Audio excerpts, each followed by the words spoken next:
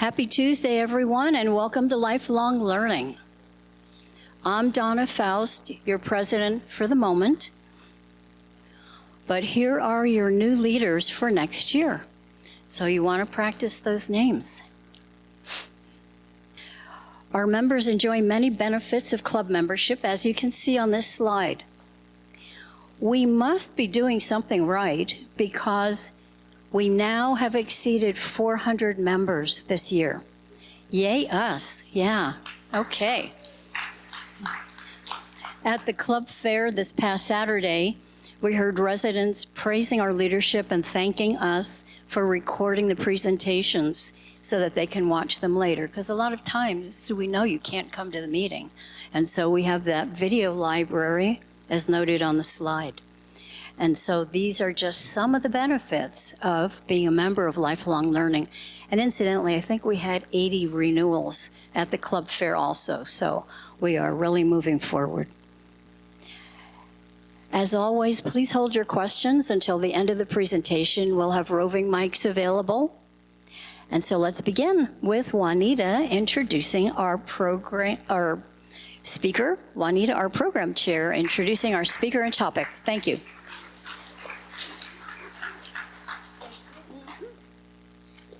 Thank you, Madam President, and welcome everybody. It's so nice to see your smiling faces.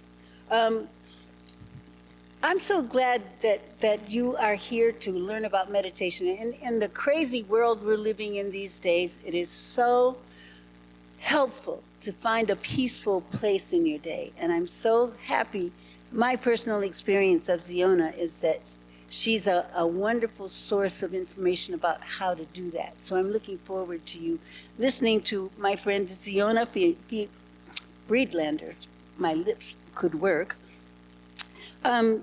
She has the credentials to do it. She's a certified meditation teacher. She's a Reiki practitioner. And if you haven't ever had a Reiki treatment, I gotta tell you, it is amazing.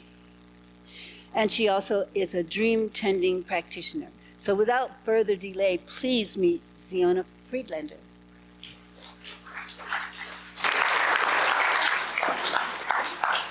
Testing? Oh yes, great, it works. Thank you, Anita, for that. Let me just do a little bit of technical work here. And let's get rid of that. And let's do this. Okay. Let me also do that. And I'm not a tech person, so if I can do that, anyone can do that. So thank you, Anita, for that warm introduction. Before we begin the presentation, can I ask all of you to make use of something you've, all brought into this room? And if you think that I meant like your smartphone or a piece of paper and a pen, forgive me, no, that's not what I mean. What I meant was your breath. Yes, your breath.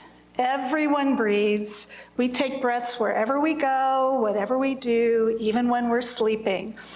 Breathing is a function of the autonomic nervous system, which controls the involuntary processes in your body, like your heart rate and digestion. And while breathing is usually automatic, it can be consciously controlled to a certain extent. So if you would indulge me, let's just sit for a moment and just breathe.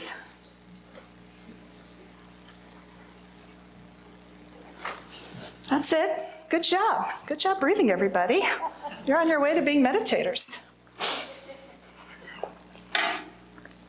Okay, keep breathing. Now, as you're breathing, if you can, see if you can gently close your eyes, or if that's not available to you, to take a soft focus. If you're unfamiliar with the term, soft focus means keeping your eyes open, a little hooded, but don't focus on anything in particular. It's like giving your eyes a rest. You might look down just with your eyes, not with your head, or you might look ahead of you, but don't concentrate on anything in particular. And it's almost like blurring your vision intentionally.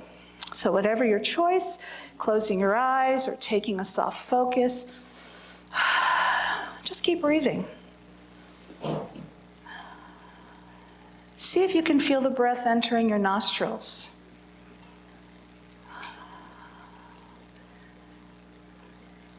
There is really good breathing going on in this audience today. Keep it up, folks. You're doing great.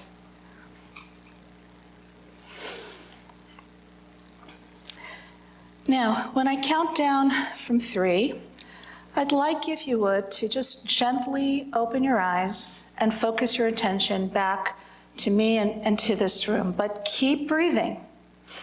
Okay, 3, 2, 1. Open your eyes and just take a moment to see if you notice anything that may have changed. Like perhaps maybe you feel calm, maybe a little calmer than when you walked into the room. Do you feel something else? Just notice what has changed. Notice what about yourself has changed. And I ask this question because I guarantee you something has changed. And I know this because nothing is permanent. Everything is changing all the time, whether or not we want it to or whether or not we notice it. Oh, and by the way, congratulations. You've just meditated. And this is why I call what I teach, everyone can meditate.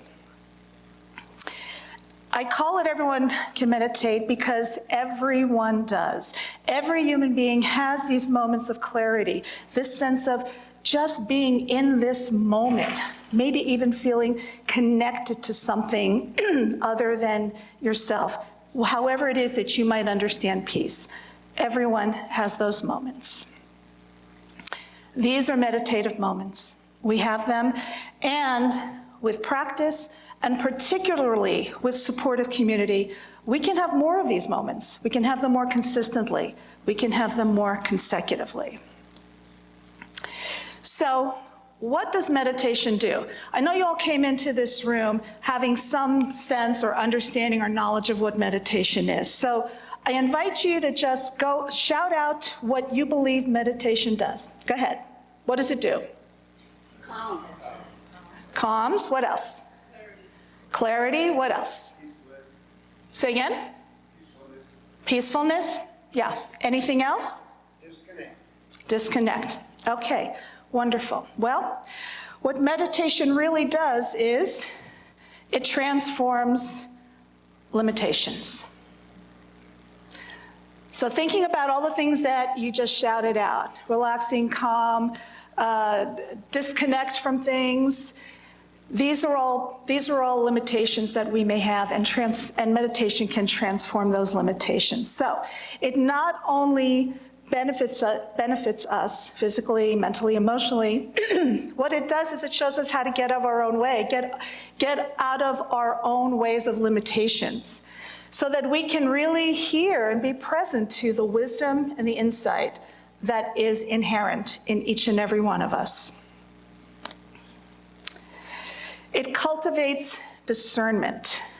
Discernment is the ability to see truth from illusion. And so to see the illusion of our habitual reactions, and also to see the truth of the depth of our capacity to respond with compassion. This look familiar to anybody in this room? Yeah, I think so. So, what are the different ways to meditate? There's lots of different styles, lineages, schools, what have you. So, mindfulness meditation. I'm sure this is a term that many, if not all of you, have heard. It seems to be the thing now. That's what it's being called, mindfulness meditation. And essentially, what it teaches is just being in this moment right now, whatever is happening. Don't manipulate it, don't change it, just be present to it, just watch it. And the technique that's often used is just paying attention to the breath, as we did this morning. Concentration meditation, where you direct your attention to a single point or single something, like a mantra or a candle or a breath or an image, what have you. and you maintain this focus. Even when distractions arise, you just return back to the focus of your meditation. Guided meditation, also something that I suspect a lot of people here are familiar with. And these are meditations that you can get from a teacher in real time, or from a recording, a YouTube video, or from an app like Calm or what have you, where there is someone who is giving you a sequence of instructions that you're following. Transcendental meditation, I'm sure many of you have heard about that as well. It was really popular, excuse me, in the 60s and 70s, made popular by the Beatles. And essentially, you are transmitted a specific mantra that you meditate on to induce a state of deep relaxation. Loving kindness meditation. This is a form of meditation where you are cultivating feelings of compassion and kindness and acceptance, not just for yourself, but for others. And you are sending out positive intentions. It could be to specific individuals, it could be to groups of people, it could be to ecosystems, it could be to insects, it could be to whatever you feel you want to send some healing energy to. Visualization meditation, where you create mental images of peaceful or desired experiences. So for example, if the beach is your happy place, you could see yourself sitting on the beach, standing on the beach, your toes in the sand, listening to the waves, feeling the sun on your shoulders. You're creating some kind of a sensory experience to fully embody the meditative moment. Movement meditation, I'm sure you're also familiar with this. Things like yoga, tai chi, walking. Doing that not just for the purpose, not just for, like in yoga, there's this school of power yoga, which is fine. It's a strength training version of yoga, and there's nothing wrong with that. But traditional yoga has been a mindfulness practice. It has been a meditative practice. Yoga is a Hindi word that means unity. So to do these physical activities with your body while maintaining your mindfulness and focus is movement meditation. And then there are lots of other techniques as well. There's breath work, which you just did this morning, progressive muscle relaxation, more commonly known as body scanning, spiritual meditation like prayer, nature meditation, being outdoors. Excuse me a moment. Okay, so what do we think we know about meditation?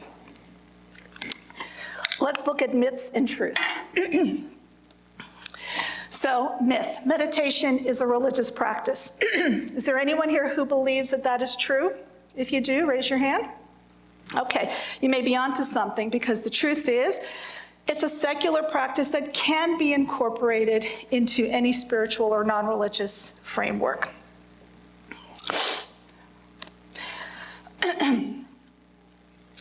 Myth, you need to empty your mind to stop all thoughts. Does anyone believe that this is true? Raise your hand. Don't be shy.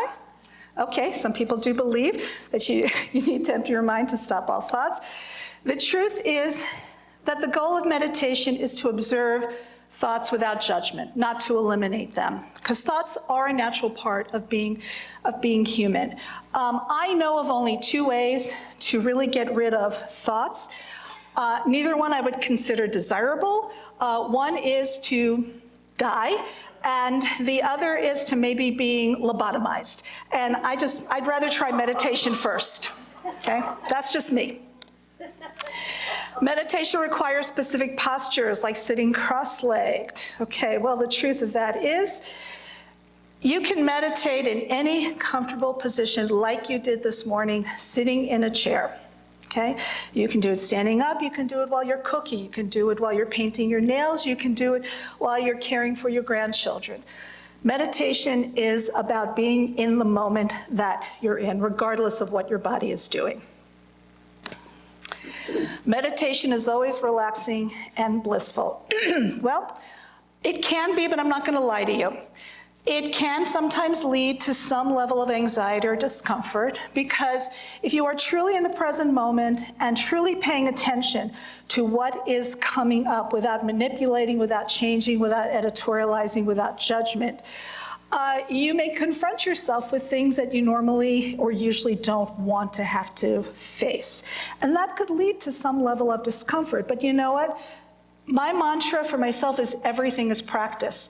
So when I am confronted either internally or externally by something that is causing me discomfort or anxiety, that's a teaching moment for me. That's a moment for me to watch, okay, what's rising, what's coming up for me?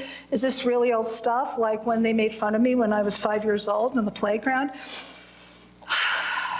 Okay, let's just let that go now. Okay. Meditation takes a long time to be effective. Well, the truth is, benefits can be noticed immediately. Again, like you may have noticed this morning, just taking a couple of moments just to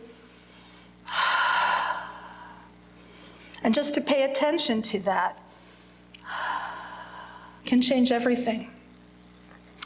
So even though there is this impression that in order to be a successful meditator, I need to make a commitment to sit cross-legged with my fingers like this, going for like 30, 40, 60 minutes at a time, several times a day. That's one style. And if that's what you want to do, yeah, more power to you. But even if you take short breaks and just realize, okay, I'm feeling tense, just realize, okay, I'm getting activated, just realize I don't like the way that person looked at me, I'm good to go. You need special training or an expert teacher to meditate. Well, again, not exactly true. While there is a benefit to having a qualified, experienced teacher to facilitate the process of learning how to meditate and the techniques of meditation, this is accessible to anybody. And it doesn't require complex techniques or formal training. Again, like you experienced this morning, all it took this morning was just, I'm paying attention to the breath. That's all I'm paying attention to now. Not that I have to go to the store after this, not the phone call I had before I came here that really upset me. No, it's just this moment. This is all there it is for me right now. Meditation is a selfish indulgence. Well, I'm going to say no to that because it is a form of self-care. I think one can think of meditation as one thinks about the image of the oxygen mask, that in order to be helpful to others, you need to put your oxygen mask on first, and then you can be of assistance and support to others. You can't meditate if you have a busy mind or can't find time. Biggest complaint about it, right? Biggest obstacle. Well, you know what? You've just proved to yourself this morning that everyone can meditate, that even a few minutes can cultivate a more resilient and calm state. There's a saying in the meditation world that goes, you should sit in meditation for 20 minutes a day unless you're too busy. Then you should sit for an hour. Okay. One thing I know to be true, if something is important to you, there's always time for it. If something is not important to you, there's never enough time. So, just to kind of summarize a little bit. So this is what we know about meditation, that it improves brain function. It can physically alter your brain, leading to improved function and structure. That regular meditation can strengthen connections in brain regions associated with attention, self-awareness, and emotional regulation. It provides mental and emotional benefits. It's a proven method for reducing stress and anxiety. It can also help improve sleep quality, increase focus, and boost creativity. It is accessible to everyone. It's been practiced, meditation's been practiced across cultures, religions, and groups for thousands of years. You do not need any special equipment or specific posture to meditate. And probably the most important thing that I would ask you to take away from today is that frequency is more important than duration. So a short, consistent practice that's even a couple of minutes a day, maybe several times a day, can be more effective than long, infrequent sits, if you will. The key is really consistency. It's about paying attention, that when you pay attention to something is coming up, how do I respond to it? Let me first just breathe. Let me just breathe. Let me get back to a place of equanimity. Let me allow some clarity to come forward. Let me listen to the wisdom and the insights inherent in me, and then I'll know how I'm being asked to go into the next moment. So, foundational to meditation is breathing. So, I want to invite you to learn a certain breathing technique that is actually instinctive to everyone because we're all born breathing this way. So, deep belly breathing is the way that our bodies were created to breathe. If you've ever watched a sleeping baby peacefully sleeping in a crib, what you may notice is that when they inhale, they're inhaling through the nose, and that breath, that air, is going into their midsection and expanding the midsection. When they're exhaling through the mouth, and that midsection, as if it were a balloon, is being deflated. This is the natural way our bodies were made to breathe. When we start to experience stress, which we can experience even as infants, because I need to be fed right now, I need to be changed right now, I need to be hugged right now, the breathing changes. Instead of being long and deep, it becomes short and shallow. So when that happens, the breathing gets trapped here in the chest area. And when that happens, it signals to the body that, we're in a stress situation, and now we need to reconfigure our body's resources to get us out of this stress situation. It's a very primal response, okay? In today's world, unlike when we were living in the time of saber-toothed tigers, in today's world, while there is a lot to be concerned about, the truth is that most of the time our lives and our bodies are not at risk. And that the stress that we experience is emotional, mental stress, a stress that we have learned to use as a reaction because we watched our parents be this way, or it was somehow modeled for us, or we tried something when we were really young and it worked in that moment. But we also know, especially at this time of our lives, that being in stress more often than we really should be affects adversely our health, our mental health and our physical health. So what's the answer to that? One answer is deep belly breathing. So how do we do that? So just like the baby sleeping peacefully, we rest our bodies so that they're comfortable. So let me invite you to get into what I call meditation posture. So generally, if you're sitting on a chair, it's both feet on the floor, making contact with the earth. If it's possible for you to move closer to the edge of your seat rather than sit with your back against the back of your chair, that's preferable. The issue with sitting close to the back of your chair is that we tend then to feel, our bodies tend to feel like, we can recline and maybe even do something like this. A couple of degrees of a recline sends a message to our brain like, great, we're gonna take a nap. I've been wanting to do this all morning. Well, napping is not meditation, okay? So if you can sit close to the edge of the chair and sit with a straight spine, straight torso, and if you need some support for your back, like I tend to have lower back issues, so when I do this, or when I started doing this, I would always need some support on my back. So sitting comfortably, torso tall, but not tense, just feeling comfortable. Wherever it is that your spine needs to be comfortable, sitting that way. Making contact, your hands to your body, in any way that's comfortable for you. It could be the palms of your hands on the tops of your thighs, or it could be the bottom of your hands on the tops of your thighs. It could be your hands clasped very gently, but don't tighten them like this because that signals stress. It could be a prayer pose. It could be hand on the midsection, whatever is comfortable for you, but just make contact, hands to body.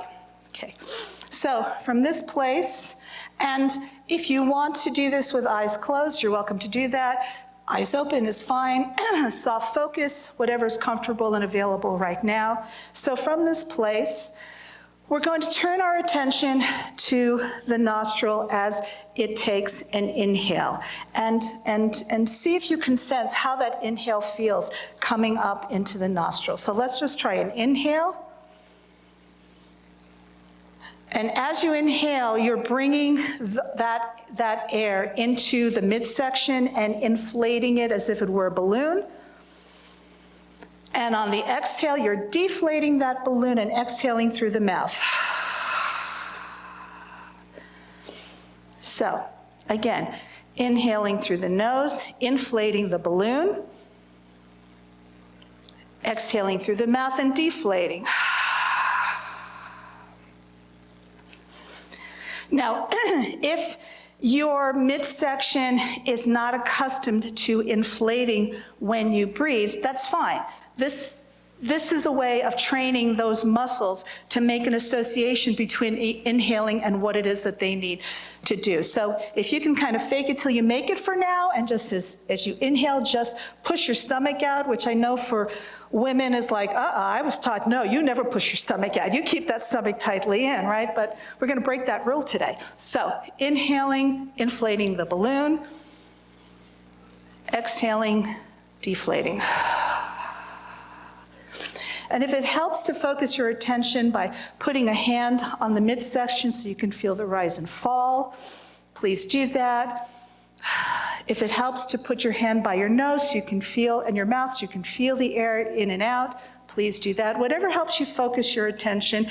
And if you find your attention is being distracted, you know what? That means your brain is working the way it's supposed to. Just gently come back to this focus. You're not doing anything wrong.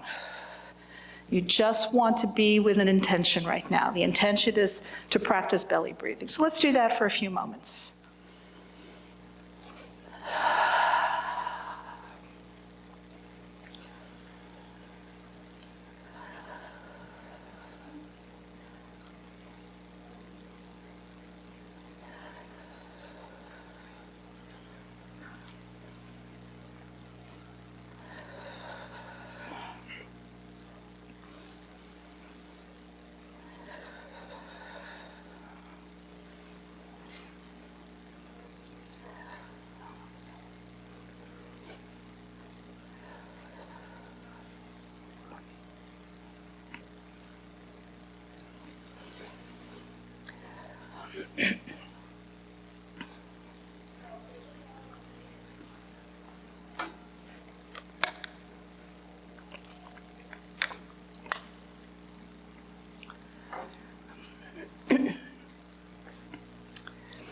Okay, very good.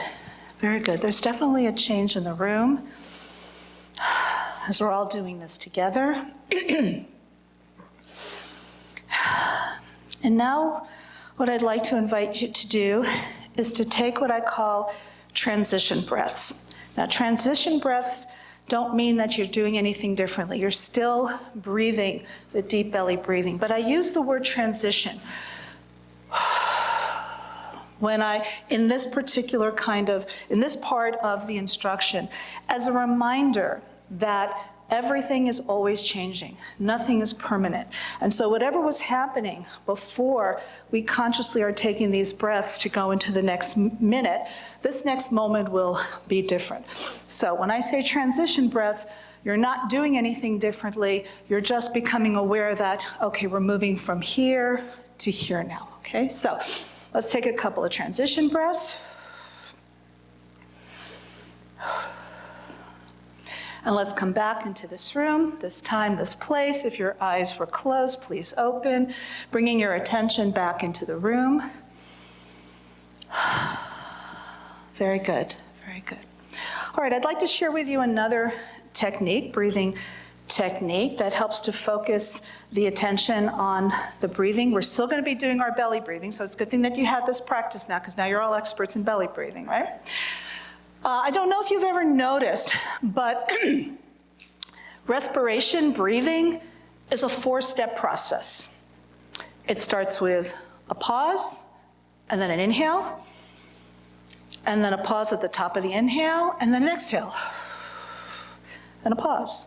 And then we inhale, pause, exhale, pause, and so on and so on and so on. We do that all the time. We're not constantly, we don't do that. This is a very specific process that allows us to breathe efficiently and effectively. So let's practice that 4-step process with our belly breathing. Okay, so let's take some transition breaths, because we're going now into a different moment.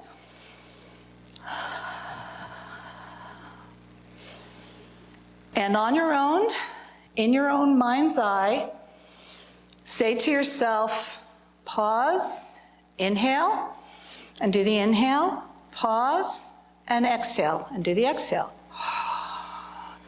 Pause, inhale, do the inhale, pause, exhale, and do the exhale. And let's try that for a few moments.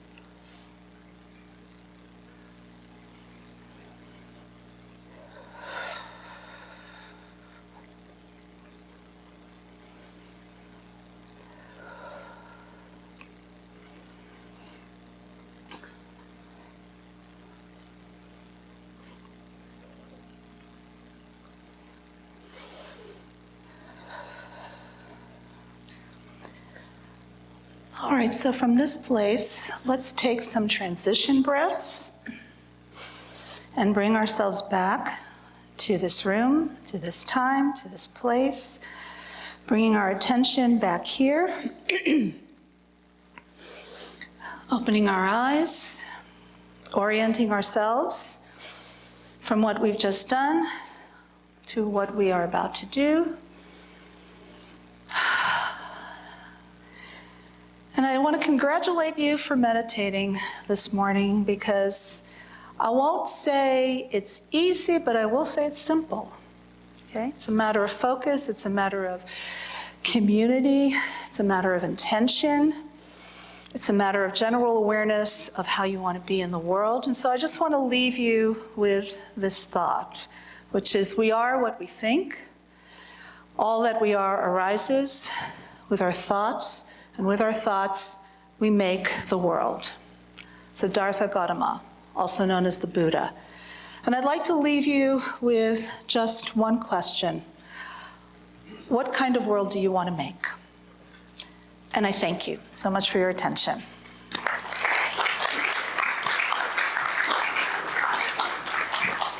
So I guess now we'll take questions, comments.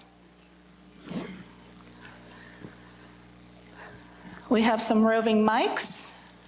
Mr. Berman has a question.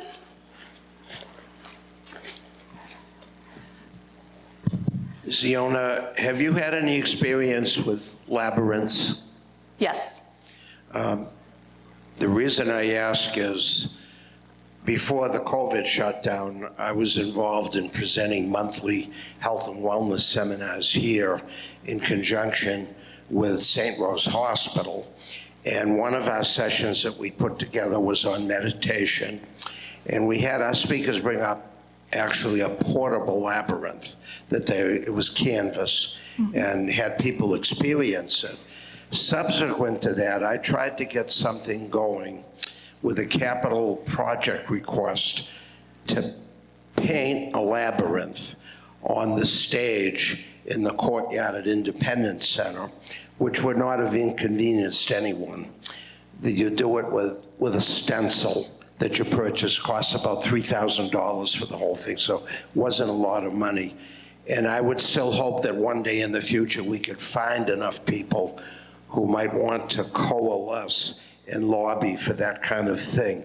I found it extremely useful to be able to work with a labyrinth. Yes, thank you, David, for that. Labyrinth is a really good example of a walking meditation. And even more so because you're walking in a circle, which is, actually it's a spiral, but in a circular motion, which is, now I don't know the science of it, so don't quote me and don't hold me to this, but it does have connections to the brain's wirings. And it is one of the most, I mean, you know, what do you call that mollusk, that nautilus, the nautilus has that natural spiral formation. It's one of the most primal natural formations on the planet. So the labyrinth evokes that. Yes, thank you, David. Yes? Yeah, thanks. When you're just reading a book, watching TV, sleeping, do you do this 4-step breathing process in through your nose, out through your mouth? I have been doing this so long that this is just the way I have noticed that I just breathe. So as a result, I tend not to get really activated as much, as frequently, or as intensely as I had before I did this practice. And so your question's a good one because it points to the fact that when you do this long enough, your body learns to do this. Your body remembers, oh yeah, right, we haven't breathed this way in a long time. We really should remember to breathe this way. So I tend to breathe this way pretty much throughout my waking time. Yes, another question. Let's wait for the mic to come around so we can get your question to everybody. I've been taught that you breathe in 4, hold 2, breathe out 8. Now, the breathing out process is supposed to be the most restful part of that. Is that what you... It's a technique. It's a technique. Perfectly wonderful technique, because really what it's doing is it's having you turn your attention to the breathing. There's different kinds of numbered approaches to breathing. They're wonderful techniques because they take your attention and put it on the breathing process. So that's what that's for. Yes, thank you. Anyone else? All right, are we good? Okay, thank you so much. Thank you. There is a handout that I created. I think it's on the back table. So as you're leaving, if you want to take it, it has my contact information and a description of what it is I do and how I do it. But thank you so much for your attention. Thank you, Ziona. That was wonderful.